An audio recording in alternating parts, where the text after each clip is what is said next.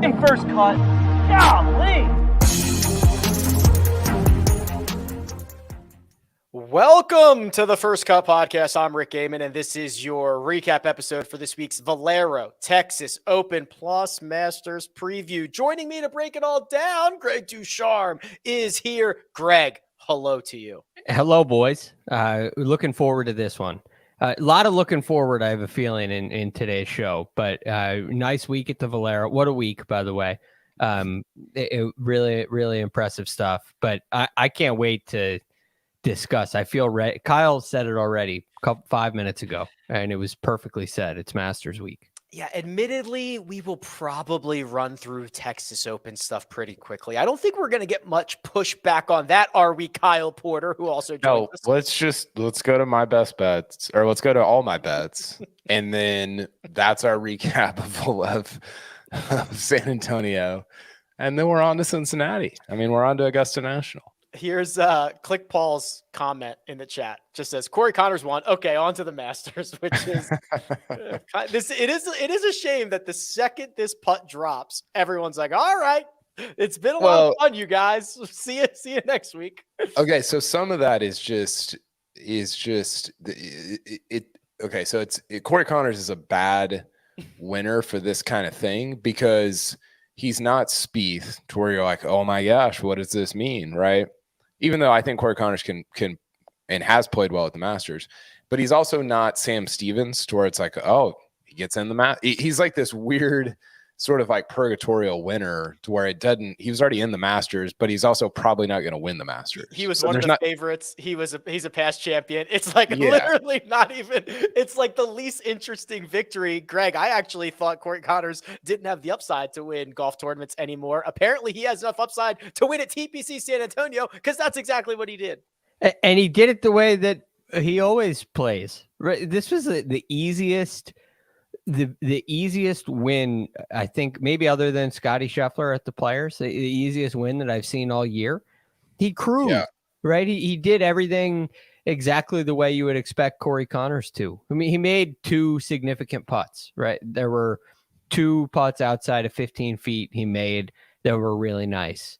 But other than that, it was pretty simple, pretty hitting it in the middle of the fairway a lot, hitting it on the green a lot. Even when he drove it into, quote unquote trouble, he just hit flush shots. They were just flush. It felt like on the broadcast, they were commenting on the sound every time he struck it, whether it was in a divot, whether it was in the rough, whether it was a tough lie or an easy lie. And the ball just ends up on the green. So he just made it look so easy, which is kind of the exact reason why we like to go with ball strikers here in general. In our preview stuff, we're hoping for this kind of performance. Usually there's some other magic that has to get mixed in order for somebody to win, but Corey Connors didn't need it. His strength carried him all the way to the finish line this week. Bogey free 68 KP, clean card, gets his second. We were talking about this the other night, guys who had their first two wins at the same event that are not back-to-back years. Greg rattled off like 5 that were back-to-back years. I did see one other guy who had done it in not back-to-back years. Did you guys see not back? So Cagely is back-to-back. Matt Every's back-to-back. Yep. There's, I guess, apparently 3 others that Greg I don't rattled think off. 5. Justin Thomas, CIMB. Yeah, Greg got that one like immediately when I said it last night. That's a deep cut, man. That's sick. Save that for the trivia show. Somebody who won won the same event, but not in consecutive years. So their first 2 PGA Tour events were the same event, but not in consecutive years. So Daniel Berger did it back-to-back at TPC Southwind. That's a good one. But I saw at least one other example. Even if you, I doubt you guys get it. Huh? I doubt you guys get it. I was gonna say, even if you gave me the tournament, I'm trying to just like run through tournaments in my head, and even with that. All right, I'll tell you this. Yeah. I'll tell you the tournament, and I'll tell you that this guy's only 2 PGA Tour wins. And Okay. the tournament is now called the RSM Classic. Oh, that's But it wasn't called the RSM Classic for one of his. It was probably was it the McGladrys or whatever? Yeah. Who like kills there, Craig? I'm trying to think of the Sea Island Mafia guys. It's not a Sea Island Mafia guy. Charles Howell, Adam Svensson won it. Nope. He went to Kansas State. He's from Oklahoma. Oh my God. Robert Streb. Streb. Bob Streb. Yeah. Bobby Streb, the 2014 and 2020 RSM Classic / McGladry Classic winner, is only 2 PGA Tour victories. Honestly, Wow. like you could have said, this is no offense to Robert Streb, he's a good player. You could have said, does Robert Streb have any PGA Tour wins? And I would have not known the answer. He has 2. There you go. It is interesting. So I'll try to get us back on track here a little bit. Corey Connors and Greg, Kyle alluded to this, that he's had some strong play at the Masters. I'll tell you what, he has played 16 majors. He has 3 top 10 finishes. They are the last 3 years at the Masters. That is it. He doesn't have a top 10 in any other major. No. And the other thing is they've gotten consistently better, right? T10, T8, T6. Nice. I think they were all Ts. So that's kind of a cool trend. So T4 this year. T4 I guess mark him down for a T4 this year. It just has to be. His game suits the plays really nicely. You have a lot of opportunities to make birdies without having to hole, significant putts if you can drive it really well and hit long irons on the green. And that's what Corey Connors does. So it makes sense in a way. The big question for me with him heading into next week is, will he be able to, but you know what, before I even say that, he struggles on the greens, but he doesn't 3-putt a lot. And that kind of reminds me of the 4 putts, but not 3 putts. He 4-putted this week. But he doesn't really 3-putt a lot. I think he was 24th heading into this week in 3-putt avoidance, but he's like 182nd in strokes game putting. So he doesn't really make a whole lot of putts, but he has a tendency of hitting his putts softly, too softly. And I think that's a recipe for success on these greens. Reminds me of somebody like a Bubba Watson, where you got to play a ton of break. You can't play too much break on so many of these putts. And if you hit enough greens of regulation, all of a sudden the game can get simplified. Hold on, Greg. Explain that. Tell me like I'm 5, but explain the explain the break thing. Why? Like what are you getting at there? So when there's a lot of speed in greens, there's the number of options you have to make the putt increase dramatically. You see a lot more putts at Augusta National go in at 3 o'clock or 9 o'clock. They go in the side door, but they have to be because of speed. Because of speed. So the ball trickles a little bit more. Yeah. So Scotty Scheffler, there's a great quote about Scotty Scheffler. I'll see if I can find it, about friction, Greg. And when greens are fast and there's not a lot of friction, balls can go in a lot of different directions. And there's a lot more outcomes when there's no friction. Right. But say the thing about Connors and Bubba again. So Connors and Bubba are really defensive putters. So they hit putts that, if there's like a knock on them on the greens, they don't hit putts that charge past the hole. They hit putts that wander up to the hole. Give an example of an aggressive putter. Ricky Fowler usually runs it 4 feet by. Definitely has been in his career. Right. Different types of putters. Tom Watson was always very aggressive. You can have success at Augusta that way. Phil Mickelson, you see him miss 3 or 4 footers that are ramming past the hole. It's hilarious when they miss, but it actually is like what you're saying. I think emblematic of like somebody who's makes a lot of putts, right? Like that's how they make them. Yes. And on most golf courses, when greens are a little slower, there's less break inherently. So you go out to your local municipal golf course and you're not going to see a ball. A ball can't go into the hole at 3 o'clock or 9 o'clock. And if it does, it's going to go straight to the edge, stop on the edge and fall in. It's not swinging in like it almost, some of these putts look like a 3-point arc, right? They have so much curl to them. They don't have to. If you hit it firmer, then you can take some break out. But when you putt defensive on greens like Augusta National, you can play it as high as you want, and you can be really soft. It's not necessarily going to, come up short. So there's just so much speed there. These downhill putts, you almost can't leave short. And so the name of the game is avoiding the 3 putts, being really defensive. And at the end of the week, because there have been historically par 5s that are all reachable in 2, you can give yourself a lot of birdies without really holing a lot of putts. That potential is there. Real quick on this, Rick. I think I've got it here. Oh, I had it. Where is it? But while you look for that, this is one of the most like legitimately good golf conversations we've ever had on the podcast. It's like, that's like gold content, by the way. It is. So I'm going to add to it. I'm proud of pulling this, but there's a question JT got last year. This was at the Masters. It says, why do you think Jordan putts so well out here? Spieth, aggressive putter, would you say, Greg? No, I wouldn't say so. Occasionally, but I think Jordan likes to see a lot of break. Before I give you this quote, would you say he leans more aggressive or more defensive?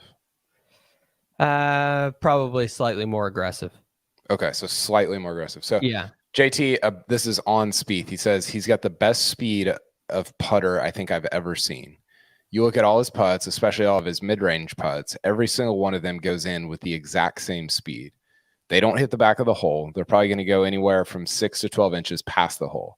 I don't think people realize how hard that is and how good that is to consistently do that every single time. I feel like you very rarely see him hit a putt that's going to go 4, 5, 6 feet past, and it hits the back of the hole and pops up and goes in. That happens often to other people. But he just has such a creative and great feel, great hands and feel that he can kind of deliver what he wants with his putts, and the hole gets in the way pretty often. Yeah, it's wonderfully said, and it's a great pull because it really does explain what we're talking about here, right? This is the other factor when green speeds get really high, the difference in your putter speed, right? The way you control your putter and what the ball does and what line is required, that difference is so minute. It's minuscule. And so you can hit, if you're playing one of those really high lines and you're playing it for it to break 6 feet and you hit it, 6 inches too hard, you'll miss the hole by 3 feet on the high side. You can embarrass yourself really quickly. And so I believe that the defensive putters, it's not the only way, but I think there's an advantage for defensive putters who are not hitting, they're very rarely hitting it through the break. And if it gets to the hole, it has a chance to go in. And when they miss, it tends to be short. And those guys have a very good chance of avoiding 3 putts. Now, you have to match that up to ball striking. And I think that's what Corey Connors does really well. Well, and so much of putting, sorry, real quick, Rick, so much of putting at Augusta National is dependent on ball striking. That's why it's a brilliant course, right? You think about 16, if you hang it out to the, like on the top shelf on Sunday, you're probably going to 3-putt, just whether you're the best putter of all time or not. Like, it's just, you can't control the speed if you're putting straight downhill, so that's a fact. I think that when we talk about putting, it's like the putting stats are the putting stats. And I think over a long period of time, they kind of even out, but so much of that is especially at Augusta, more than maybe anywhere else, is dependent on where you leave your approach shot. Corey Connors, we love you. We're happy for you. I'm sure even you are fast forwarding through this portion of the show. Here's what we're going to do. Corey Connors finished at 15 under par. We're each going to pick one other name to talk about for like 30 seconds, and then we're going to move on. So, Greg, Sam Stevens, 1 shot back. Sam Ryder, Matt Kuchar, 2 shots back. Patrick Rogers entered the day with the lead, 1 over 73. He still eludes victory on the PGA Tour. He finished 4 shots back. Ches Reavie made a run. Lee Hodges, Benny on. Take a name and tell me what you think. I'll go Patrick Rogers just because he played such wonderful golf through the week. Today was a tough day. And for Patrick Rogers, he just could not seem to control his distance. Every shot was seemingly long or short. And you expect to miss shots left and right all the time. But when you can get your distance right coming into these greens, all of a sudden, I mean, it's much like controlling your speed on the green. So you get your distance right with your ball striking, with your iron play, and you hit one on line and it works out. And for Patrick Rogers today, he couldn't get the distances right. And I think that speaks a little bit to nerves. It speaks some to conditions for sure and club selections. But the comparison of his ball striking today to Corey Connors was night and day.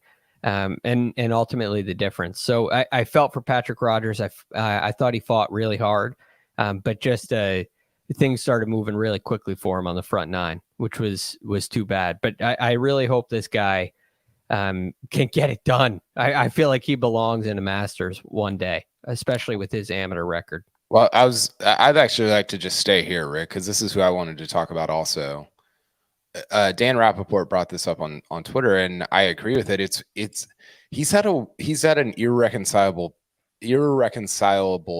pro or amateur pro sort of career, because he was, what did he win, like 9 times in college, Craig? 11.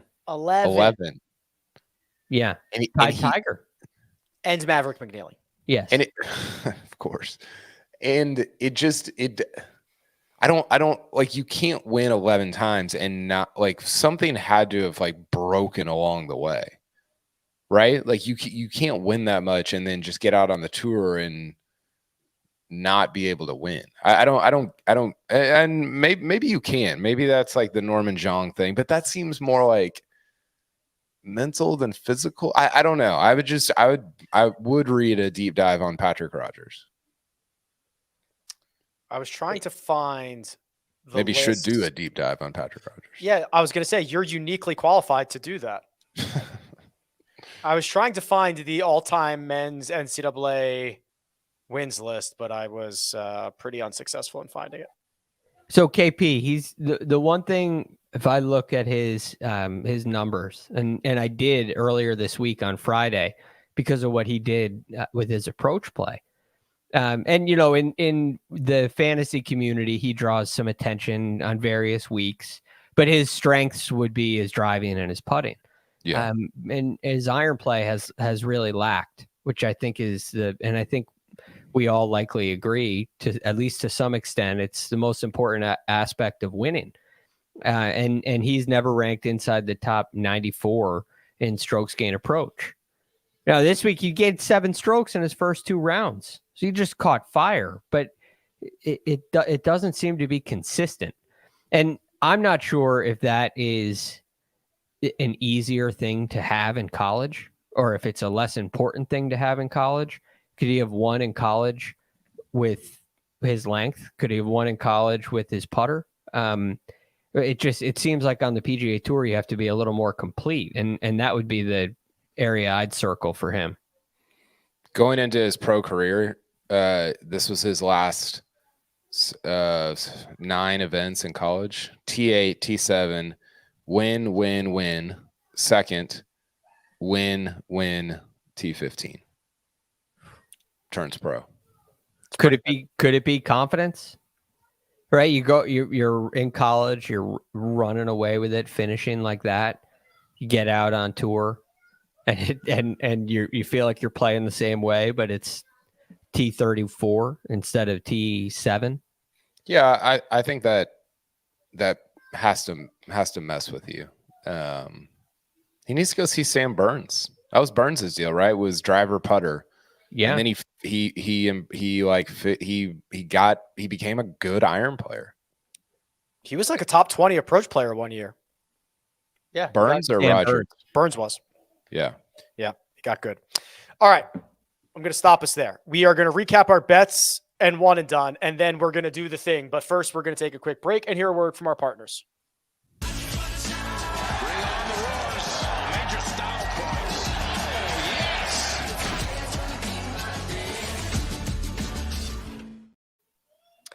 Show me the bets board, please, Josh, because maybe for the first time ever, we had a clean sweep in the matchup category. Win, win, win, win. Ryder over Griffin, Wallace over Riley, Fowler over Siwoo, Chris Kirk over Taylor Montgomery. Greg, we are padding our accounts before Masters Week. I love to see it. A whole column being green. We know that it can't be green going across the board. You can't sweep it all, right? Kyle did everything he could this week. That's perfect, right? Kyle had a perfect week. Yes. So this is really nice, hitting all those matchups. It's the highest likelihood that you're going to hit, but it's hard to do, especially going 4 for 4. It's not an easy task. Well, 3 for 4 is about as good as you can do. And KP, you did just that. Fowler over Siwoo, Connors top 20, Connors to win. You are piling it up, my friend. Yeah, this was great, but me, an idiot, did all this and then didn't pick Corey Connors in the one and done. Yeah, I know. At least nobody else did. And it was a Sung Jae thing from Honda, where I stared at it and I was like, everybody's gonna take Connors. I shouldn't do that here. I'm gonna try to get cute and take Ryan Fox, and I don't. It was just I don't know. I guess you should just take who you want to take. Take who you want to take. It's sound advice. I had Thomas Dietrich top 20, which if you just remove the 83 that he shot on Saturday and the 73 that he shot on Sunday, this was a perfect bet. 83 is tough. 83? He's trending though. From? He's trending. 83. Out in 42. He made three triples. Been there. Does he have any opportunity to make the Ryder Cup team, Rick? I mean, actually, yeah, probably. I don't know where he currently stands, but you know who's like currently on the Ryder Cup team is Jeremy Paul or Yannick Paul. I always confuse the two, but I think if Yannick Paul or Jeremy Paul from they're the twins. Am I? I'm pulling up these standings here. I'll pull it up. It's Yannick. Twins were the Hogard twins. There's another set. There's another set. Yeah. I can't keep up. Yannick and Yannick's in 4th right now. It's Rory in European points. It's Rory, Rahm, Victor Perez, Yannick Paul. So my take was if Yannick Paul can be 4th in points, then Thomas Dietrich can be 4th in points. How do you spell Yannick? Yannic. IK. Sorry, IK. Huh. Dietrich's 68th, by the way. So maybe I'm very wrong. He's 12th on the world points, though. Oh. Because he's been playing on the PGA Tour. Right. Yeah. That makes sense. Oh, okay. Yeah. So yes. I believe, despite that 83, I believe. Yeah, I mean, it needs like a win or something along the way. PGA Tour. Yeah. The bottom of the European Ryder Cup. I can't believe we're talking Ryder Cup. I mean, I can because I'm wearing the hat, but the bottom of the European Ryder Cup team, I think, is super interesting because the top 8 is going to be like, very chalk, like solid, really good. And then the bottom, depending on how the LIV stuff goes, you're like, I don't know. Like it could be Adrian Maronk. It could be Thomas Dietrich. It could be a lot of guys. I think that's going to be it could be the Hogards. It's going to be really interesting. Patrick, who will not be joining us tonight, is the only winner of the best bets. He had Matt Wallace over Davis Riley. My Nick Taylor top Canadian did not win because Corey Connors won the golf tournament. Nikolai Højgaard, where did he finish? He finished one shot out of the top 20. Oh, boy. Yeah. He got special temporary status, by the way. It's great. I mean, I don't need him cutting his teeth anymore on the PGA Tour and then beating Tony Finau 6-5 in Rome, but good for him. I think Ryan Gerard might have too. Didn't he need a T50? He did, yeah. Better? Okay, so it's T56. So Gerard and Højgaard with special temporary membership status. And for those who are uninitiated, it now means that they can earn as many, or they can accept as many sponsors invites as they want for the rest of the year. But the only way that they can qualify for the playoffs is become a member. And the only way to do that, win. The Zalatoris. The Zalatoris, that is correct. That's he's the only reason I know that's the rule.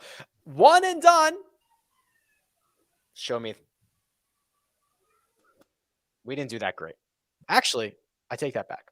Fowler was good. Fowler shot something low on Sunday and got us 206,000, but that's the same number that Chris Kirk got. So if you had Fowler or Kirk, which was Mark, Rick, the fans, Sia, and Greg, 206,000.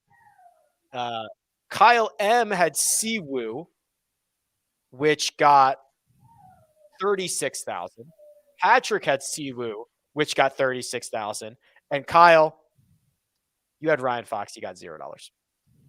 Yeah, again, not should have just gone all in on my actual bets and gone Corey Connors, but now I don't like, where am I going to use Corey Connors? What am I saving him for?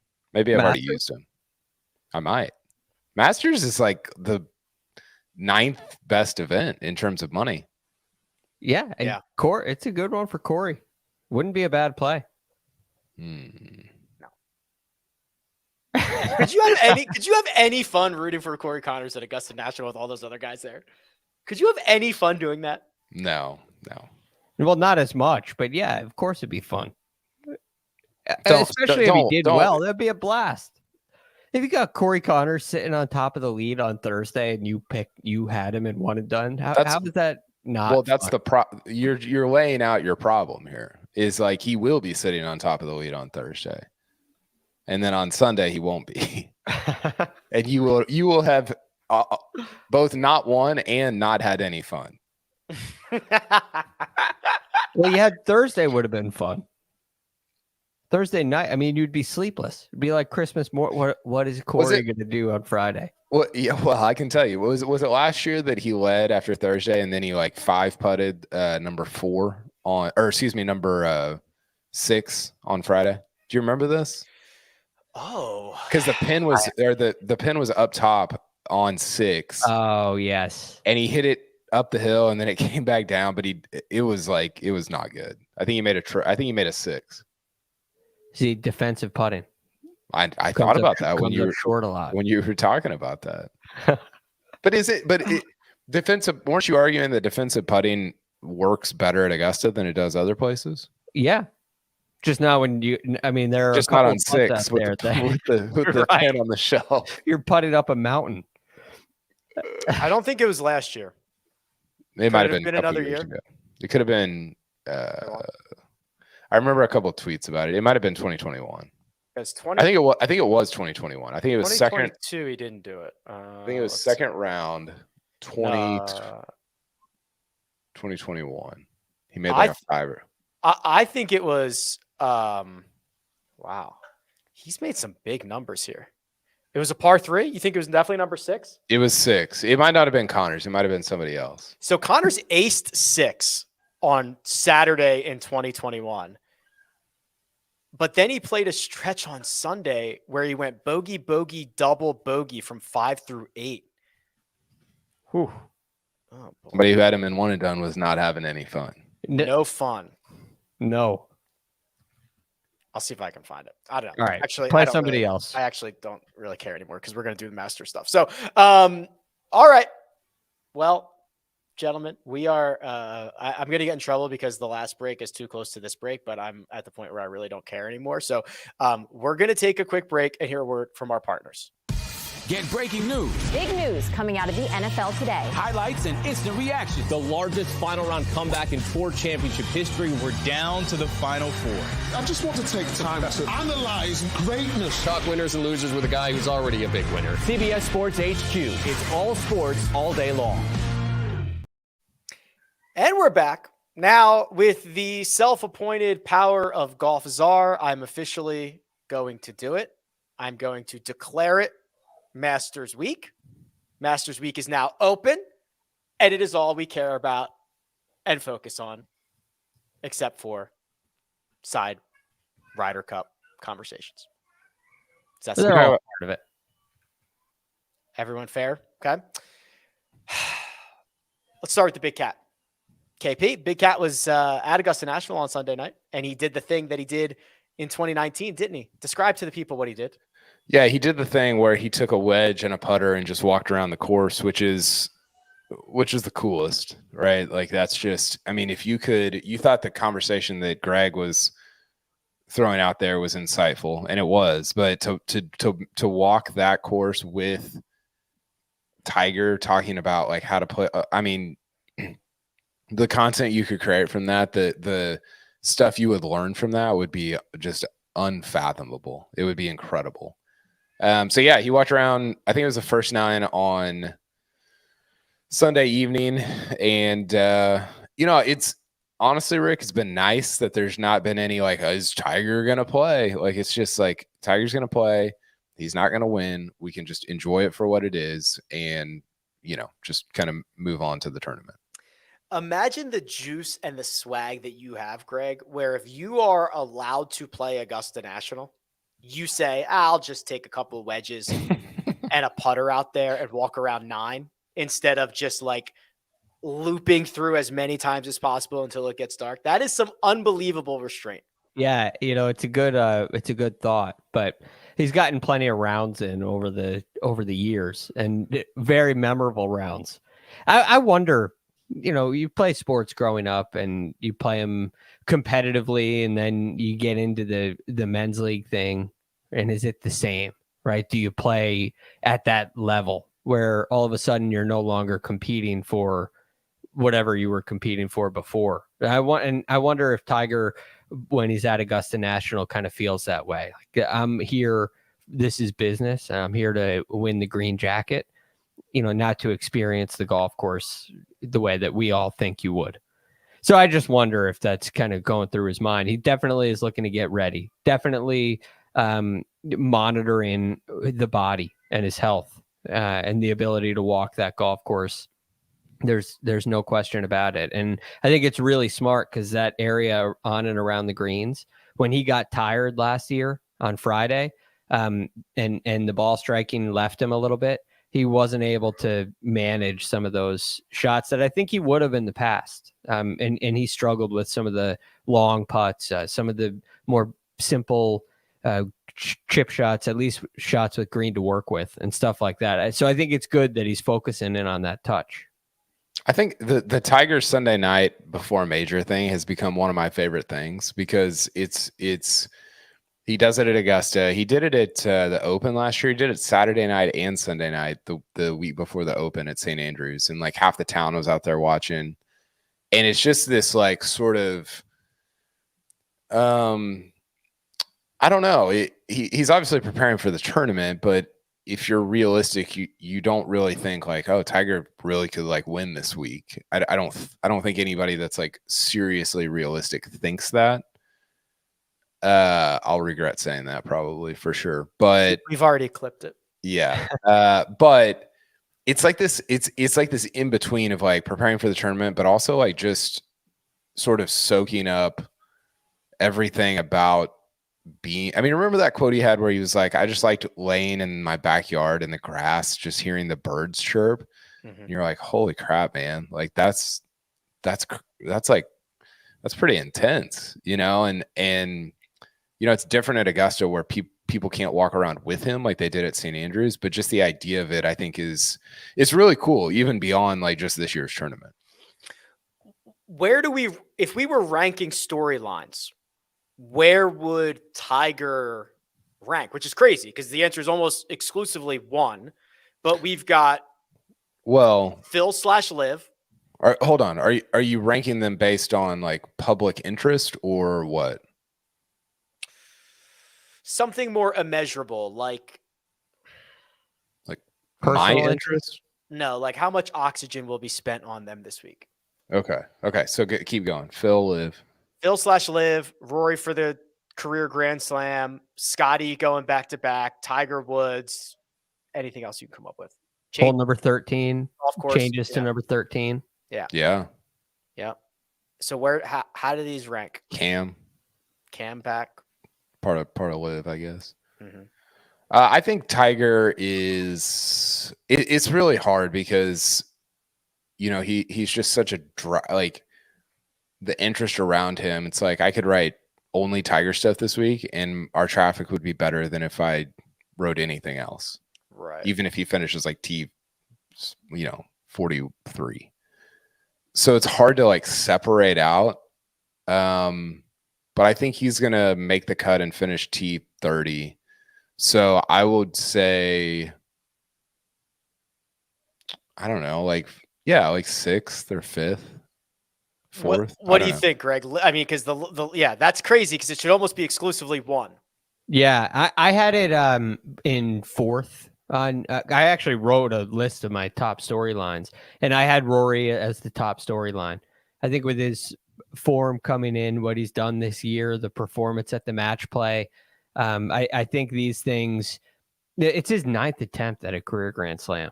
I know. And I think he's playing well enough where it's safe to assume he'll be in the conversation, which gives him the whole week of airtime on the broadcast. So yeah, I think that's a pretty big one. I think before the event, the LIV one will probably generate a lot of attention and talk. But I think once Thursday comes around, that will slow down dramatically. You don't know unless one of them is, winning, right? Then that probably vaults to number 1. If DJ is leading the Masters, the conversation isn't really about DJ, right? Well, because I think what's going to happen, and I've got, I'll read you my storylines here in a second, but I think what's going to happen.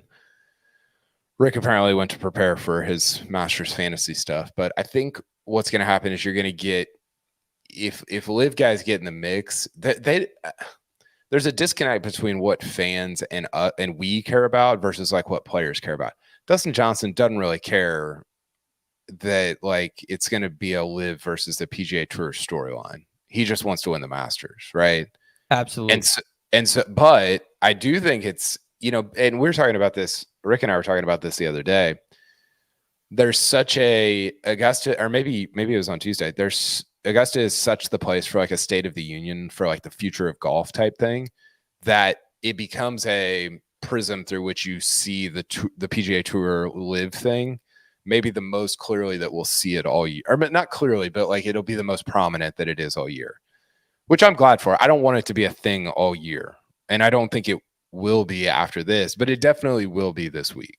Right. Well, this is a rare opportunity where you see them all playing together and competing. And we don't know where the state of their games are right now. And this gives you some instance, right? This is ultimately the purpose. It's what the LIV fights are about, right? It's what the court cases are about. These guys want to be able to play in the majors.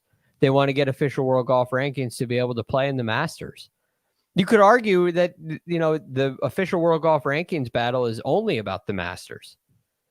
You could really make that argument. I mean, in what way? Well, PGA Championship doesn't have an official world golf ranking criteria. They have a PGA points list. So PGA is out.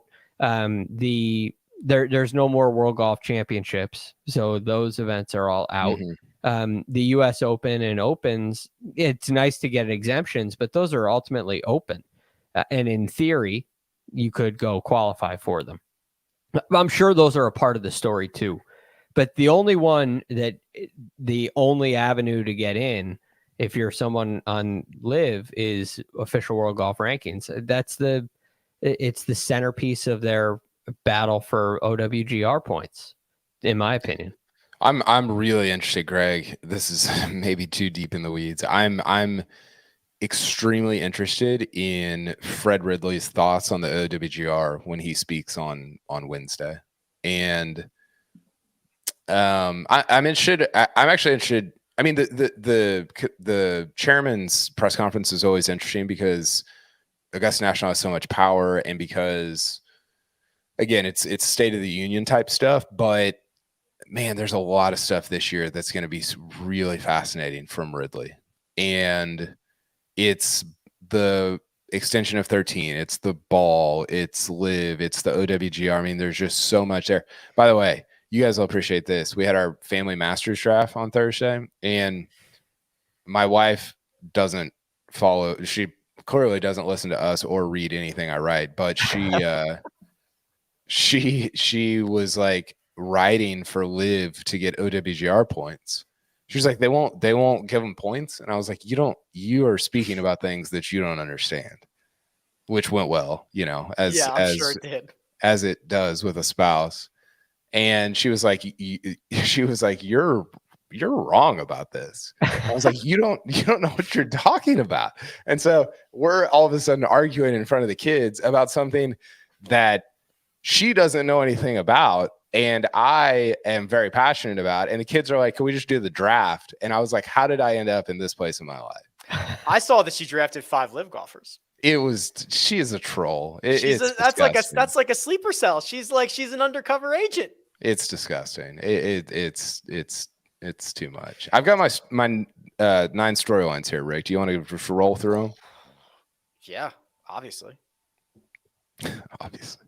I'll just hit them just boom, boom, boom. Top Chef 2, Scotty back-to-back. Top Chef. Oh, Chef SH. I got it. Good. Nice. Well done. Did John Rahm peak too early? No. Little DJ in 2017 in there when he won 3 times, and then, well, he didn't even play the Masters, but Rory's best chance? Question mark? No, but a very good one. It's up there. LIV Golf contention. Take it how you will. Big one. The he kind of needs one group. This is like Patrick Cantlay, Homa, Xander, Zalatoris, Hovland, Burns, Finau. I do like this. This is a good storyline. Yeah. Spieth getting his 5th green jacket. Allegedly. And then I don't have Tiger till 7. I didn't really do these in order, but that was kind of where he fell in there.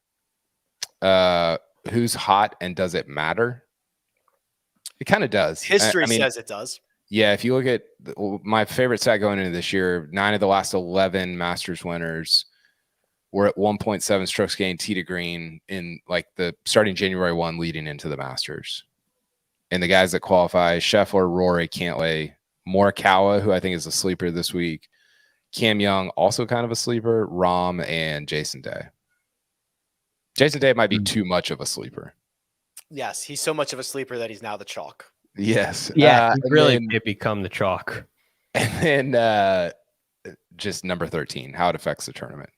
I'm very curious to see like how it changes sort of the tenor of the golf tournament. There's a lot of good ones in there. Let's do two things. Okay, let's do the guys who kind of need one. Now this was Rahm. Rahm won his 20th. Didn't win until his 20th major. So that's kind of been our benchmark recently of like, do we panic if you don't have one in your first 20? Cantlay's got to be close to that.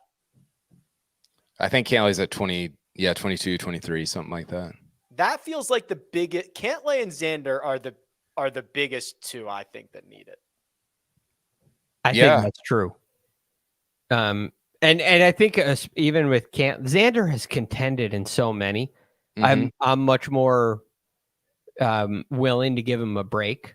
I don't think that one of our favorite words, pressure, is something that always gets to him, right? I know that Xander can handle big events, and I believe he can win them. I think that he's just kind of at that place in the process. But Cantlay, I mean, I just wonder if he can handle it. And I think he's got to prove that to himself. There are so many early tournament mishaps from him in big events, letdowns, that it is, and I say big events, I mean majors and the players. Yeah. He every single time looks like such a clear-cut favorite. And he has been under delivering for his career so far. So I would put him number 1 on that list. This will be So his 24th KP, and this will be Xander's 23rd. Yeah, here's what I said about those guys. I said Cantlay hasn't contended at enough majors. Max Homa hasn't contended at any majors. Xander Schauffele has contended at too many majors not to have at least one win. So they sort of have I mean, this is what Greg was saying. They sort of have opposite problems. I don't think I did for the sake of the article, but I don't think I actually throw Zalatoris, Hovland, and Burns in there just because they don't have the number of appearances and starts that those other guys do. I think Finau belongs in the Cantlay, Xander. I guess Max hasn't played that much either. I was going to say, I don't think Max should be part of the conversation. This is going to be his 14th, and his trajectory is like he's only been this type of golfer that we look at in this way for such a short period of time. Yeah. The Finau might be the biggest culprit of this, right? I mean, just because of all of the lack of winning, which he's kind of remedied recently, but where's the major championship stuff? Yeah. And where's the like contention, right? It's Shinnecock and 18. It's kind of it. I mean, Masters in 2019 when Tiger won, I guess he was in that, but everybody was like in that. Yeah. I mean, Poulter was in that. Like, yeah. I think Finau is.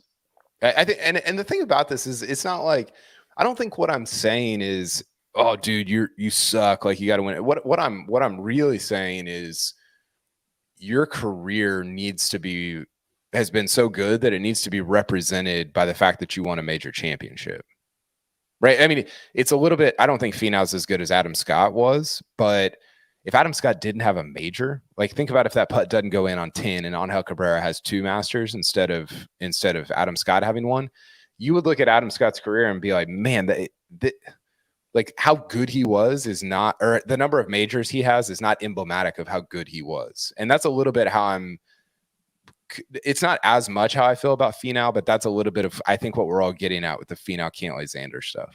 Well, you're not putting, I'm just saying this guy's name because we talked about him earlier, but Robert Streb isn't in this conversation.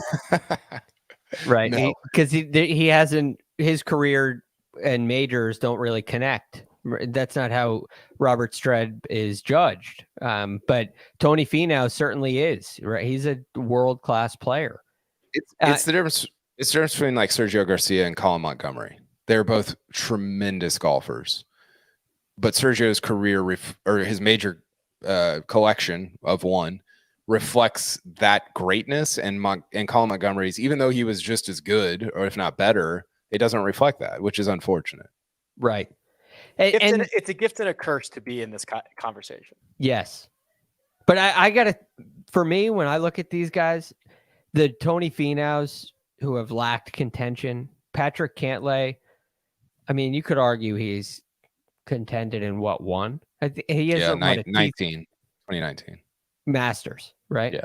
He led with like 4 holes though. Right. That's sort of like the only time he's contended. And I want to see these guys go mix it up. Like I don't look at Will Zalatoris and say there's a major problem. He'd say he's a major great because he's in there in the mix with a chance to win constantly. And I feel the same way about Xander. But for those guys, they've put themselves in position and the chips haven't fallen their way yet. For Cantlay and for Finau, you wonder a little bit more, is there a problem going on here, right? Is this an issue? Is it too much for them? What's going on? Why haven't they at least contended, let alone won? The Cantlay thing makes no sense. Go ahead, Rick. There's subplot of LIV Golf. There's subplot of major champions in LIV Golf, and then there's subplot of Brooks Koepka winning LIV Golf Orlando this week. And I've already seen a little bit on Twitter, people starting to froth. Oh, Brooksy wins the week before a major championship. What does this do? Like, what does this do for his chances this week? Anything? Are we excited? Are we not? Is this like this is a better storyline than if Kevin Na would have won LIV Golf Orlando.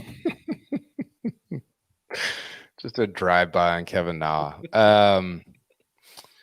Yeah, I mean, I think it's not nothing, because I think that I want to see Brooks play well at the Masters. I think it would be. I mean, think about after their full swing episode with him and Scotty. What if they're in the final pairing on Sunday? Dude, if they are, then we should start then I'd be convinced Netflix sold their soul to whatever deity or whatever. Because they'd be getting unbelievable. How do I was gonna say, how do I invest in Netflix stock? But I guess I could actually just invest in you Netflix. Literally can do that, Rick. The Koepka thing, I mean, he's missed the last 2 cuts at the Masters. There's some injury stuff in there, obviously. He was bad at the majors last year. No top 50s in 4 starts. And so I don't know how to value the LIV. Not even wins, but just any of it. I don't completely write off Cam Smith hasn't played any good competition in 6 months, but also I don't know what to do with it. I don't know what to do with Cam Smith, kind of playing okay on LIV, but not amazingly. I don't know what to do with a Koepka win. There's just, I don't know how to categorize that stuff the way I do with the PGA Tour stuff. Here are the rest of the notables, Greg. So Koepka wins. Patrick Reed finished 4th or 3rd. I thought he finished 3rd. Maybe it was 4th. DJ 7th. Bryson 17th. Cam Smith 29th. Phil 41st. Those are kind of the notables that we were tracking this week. Yeah, I couldn't agree more with Kyle. It's so hard to look at and say, look, in one way, Koepka went out and shot a bunch of really good rounds of golf. That's a good sign. Is it different than playing on, playing a big money game with your friends at your home course who are also tour players? Is it what's the difference between that? How does it compare to that and a PGA Tour event, or that and a Hero World Challenge, or that and a match play event? All these are really, really difficult to assign a value to accurately. So I find it really challenging. Now, I do think it's a good sign. I don't think you go out there and play golf like that and without having your game at all, right? You're able to hit the ball where you're looking.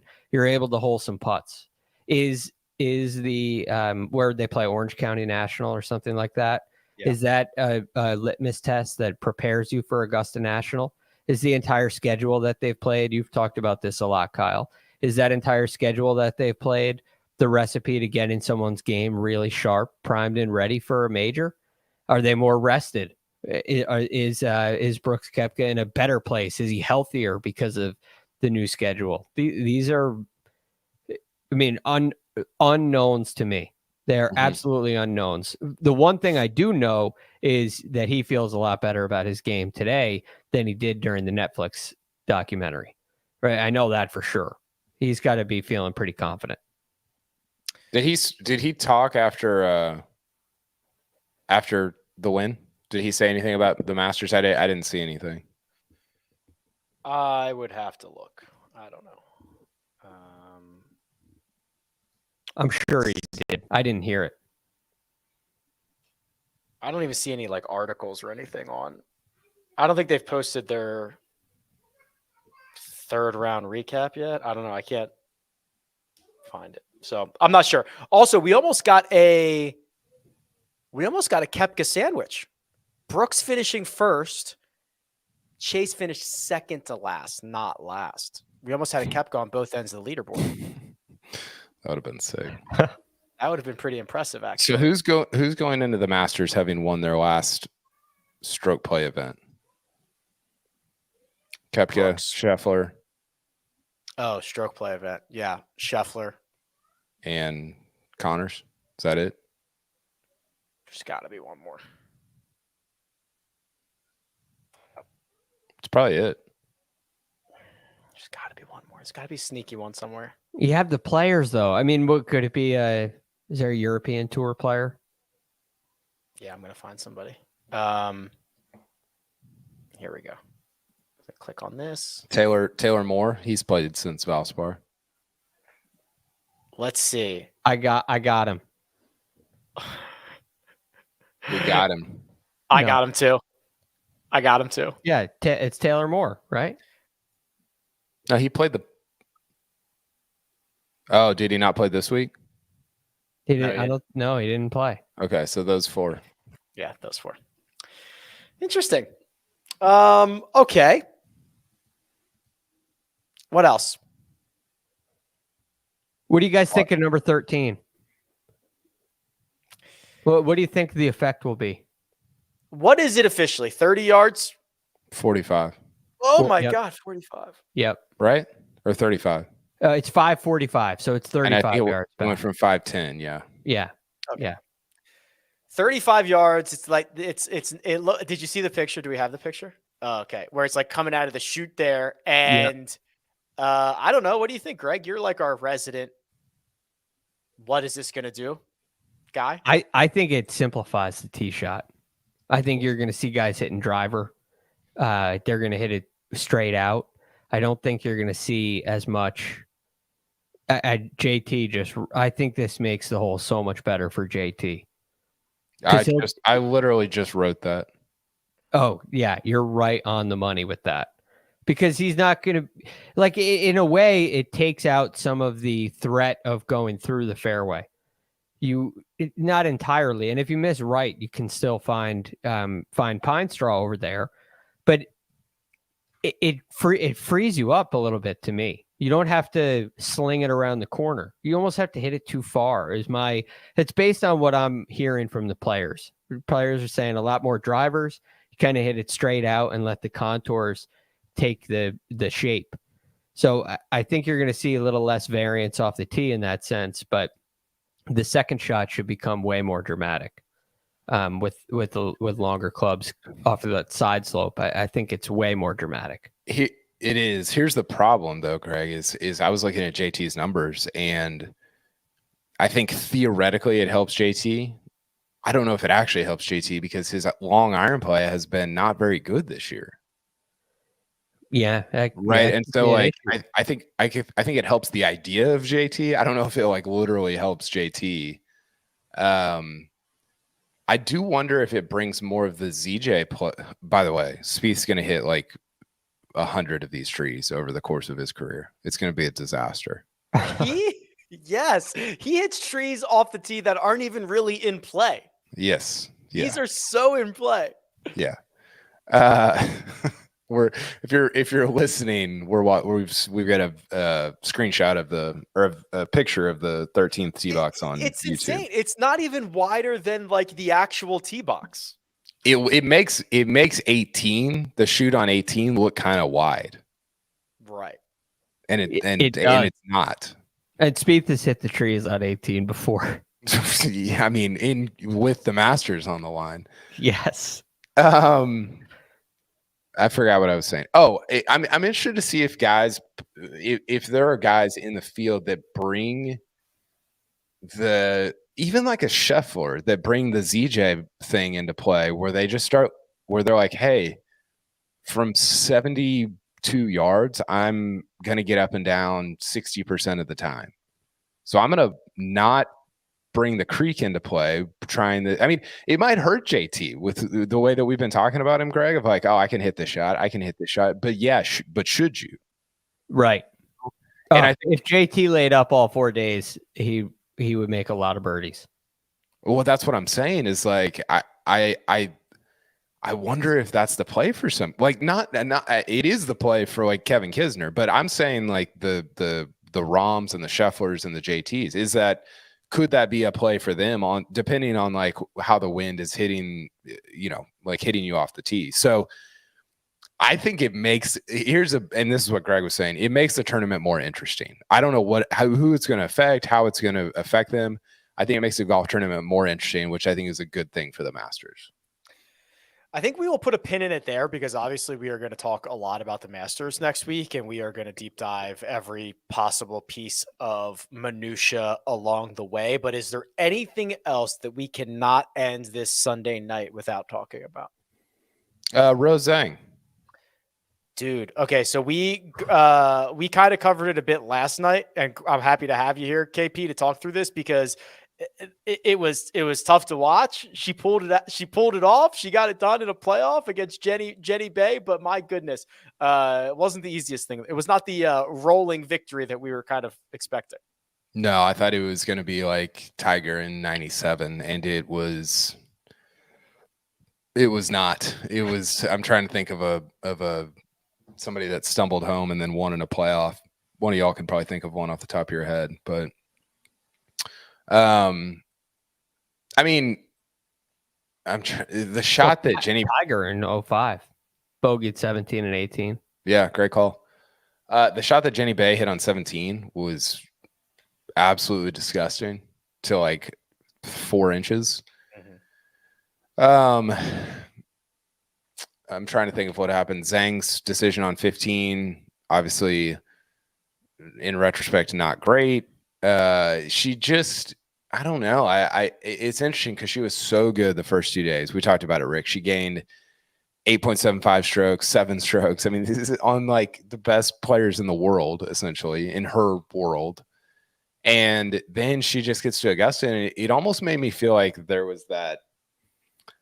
I mean, it gets over talked about, but just this sort of like aura, like I think Rory's gone through this of just like it's in it. It just there's stuff in his head, and it's just there's something about being there, and especially when you go from Champions Retreat to Augusta, you're like, well, this is completely different. Like it's very, it's very strange, and it's just like kind of odd, and that had to like kind of be, especially having a big lead, that had to be in her head a little bit. You go, the Champions Retreat aspect is so fascinating about that tournament. Because you think about Rory in 2011 builds a big lead playing all the same holes, right? Yeah. He's handled Augusta National for 3.5 days so well. And that's why it looks like such a sure thing. But you handle Champions Retreat so well for 2 days. And then you go to Augusta National, a place you've never broken 74, I think was her her best ever. That's a completely new element to the challenge. And so I'm not, maybe the golf course just doesn't fit her eye. There's a very real possibility of that. It's kind of the last thing for her amateur, the last box to check for her, in a way. So there was a lot on the line, and it was kind of agonizing to watch, as we talked about last night, Rick. It was just because you could see what was happening, and you couldn't believe it. This 5-shot lead is just slowly just bleeding away. But then very normal sports stuff, by the way, to play the first 2/3 of a sporting event at one arena and the last third. I mean, imagine taking the women's Final Four to a different arena for the fourth quarter. So sick. That's a different size. Yeah, that's the court's a different size. Yeah, it's so good. I will say, I miss Daniel Berger, by the way. We're not going to have Daniel Berger. Closest without going over. Number of days since Daniel Berger last played golf. Oh, I have it. Number of days since Daniel Berger last played golf. I'll say 290. Kyle went with 290. I was going to go with 221. Greg is going to go 221. While Kyle was closer, he did go over 287. Good guess. Oh, gosh. Wow, that was a great. Give it to me, Greg. Yeah, that's a win. June 19th, the U.S. Open. He was ranked, after he missed the cut at the U.S. Open, he was the 25th ranked player in the world. He is now number 97, and he is posting what seemed to be some very delicate swings on Instagram. I think it's the back that he's just, it's a shame because, you go from the 25th ranked player in the world to having 9 months where you can't play. And I don't know when he's coming back, if he's coming back anytime soon. It's scary. That's scary stuff. It's weird. Yeah, it's unfortunate. Yeah, it's almost like in some ways he gets lumped in with some of the LIV guys in terms of you just forget about him. It's a very different situation, obviously, but that's sort of how I felt about. I feel the same way about him as I do about like a Matthew Wolff. I'm like, yeah, I just don't really like think about him anymore, which stinks. He was rumored, right? Berger was rumored because of this. Well, I think there was a lot of speculation because there was thoughts that Brooks took the money because he was injured. And if you're going to be, I mean, Hudson Swafford's out for the year too with injury, and he took the money. Like, if you're going to be an injured golfer, take your LIV money is what you should do. And he's close with with DJ and the Jupe Life guys, and think about the boat that you could have with LIV money. Like, it kind of made sense, but haven't seen it. Who's the most likely LIV guy to wear their Fireballs gear at Augusta National? Well, that narrows it down to 4. Well, not Fireballs, but any of it. Patrick.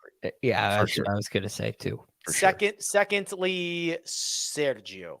I think it kind of is. I kind of feel that too, which I don't know. Like, I think he values being a passion, like a winner, and that might work against it. But I think he kind of enjoys being just like just like the antagonist, The bull in the china shop. It'll be a classy, like, he'll wear like a pullover and then like a blacked out Fireballs logo or something like that. Phil with the master. It'd be like the reverse of what Phil did at the first LIV event. Yeah, it's gonna be like a subtle thing, but I think he'll wear it. I'm bummed that Phil's not. They didn't roll him out for a presser. Yeah, no LIV guys on the press schedule, right? Cam. Oh, what day is that? Tomorrow, Monday afternoon. When are you going? Tomorrow, Monday after, I'll be in the air when he's speaking. Boots on the ground. You love to see it. You do. I'm very excited. Can't wait. It's always a great week. Feel great about my family draft. Did you practice your stance, by the way? Yeah, I was actually coaching baseball today. I was coaching third, my son's team, and I was thinking, like, the way I'm standing right now is very much how I'm going to stand at the Masters. I mentioned this maybe last night or the night before, but it will be a big week for us. Obviously, we're going to have the DFS preview on Monday, the mega preview pod on Tuesday, round by round recaps, but we are also going to be live on HQ. Our podcast, this podcast, they are simulcasting here on the Golf on CBS YouTube channel, on the big CBS Sports YouTube channel, and on CBS Sports HQ. Do they know what they're doing? Can you imagine? Questionable. Yeah, it's going to be a great week. What's going to happen when Jordan Spieth is the first round 1 leader and they let us have just free reign on CBS Sports HQ? I'm going to be on like a blob in the pond at the par 3 course, just bouncing up and down. It'll be completely crazy. Somebody in the chat asked, if I was in the presser with Phil, what's the one question I would, or I think any of us can answer this. I would say, Phil, you tweeted at me the other day that you took $1 billion idea to Commissioner Monahan and the PGA Tour. And I would like for you to just like expound on that. Like, tell me more about like what that idea was and how they discarded it and why you felt miffed enough to go start a new league. I mean, you literally tweeted that at me. At me specifically. Yeah, I saw that. I would like to hear his answer to that. What would you ask him, Rick? I don't think I'm at the point of asking questions in pressers. I don't like the idea. I like to listen. I don't like to ask. You have great questions though. Yeah, I don't like I don't like the presser. I don't like that. You don't like the format? I just don't like. I think that the real journalist should ask questions, not the guy who like fires off data tweets. Yeah, I think there's like also you could legit ask him like some data thing about 13, and it would be fascinating. And I think that's like, I think we were talking about this the other day in one of my group chats. Like the big like the suckiest part of this whole LIV thing, one of the suckiest parts is that we don't get one of the great golfers of all time, one of the genius golfers of all time, talking about stuff like 13 and the ball rollback and like in a very serious way. I would love to hear Phil on all that stuff, and we just don't. It just doesn't really happen anymore. And he is thoughtful on all that. Yeah. Whether you agree with him or not, right? He always put a lot of thought and genuineness into those answers. And at this point in your career, those words from Tiger Woods are in a lot of ways more valuable than what he talks about with his own game. Yep. And, Phil would kind of be at that stage. So I agree with you on that, Kyle. I had one more thing, but I can't remember what it was. So unless you gents have anything else. Do you know your pick already? Yeah. I do too. I'm pretty honed in on a guy. I'm locked and loaded. I mean, I'm not I don't think it's fun. We talk about like, is it fun? Like, I'm not going to be like, oh, I think this is like the most fun pick ever, but I'm pretty sure he's going to do it, or he's got a really good chance. So we have the same pick. I think there are two. So I honed in on two guys, and then I've settled on one, but I think there's only like 8 who can actually win. Yeah.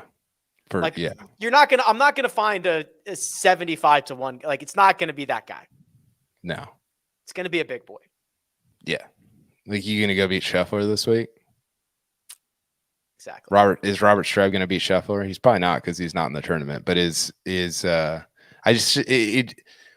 and maybe we do this every time when it actually does happen. But is it a Danny Willett week? I mean, it's so hard to imagine. The Danny Willett week was barely a Danny Willett week, right? It shouldn't have been a Danny Willett week. The Masters does disproportionately create this, though. The Schwartzel, the Willett. I'm trying to think of another one. The Tiger thing was weird. He didn't even like play that well, And so I think more than other places, it does have a way of kind of melting the leaders. In ways that you don't get at a even like an Oakmont or a Shinnecock. Do you know your pick, Greg? Great. No, I don't intentionally, but I'm going to really start looking into it. I'm going in to all. It's a good time to do tomorrow. so. Yeah.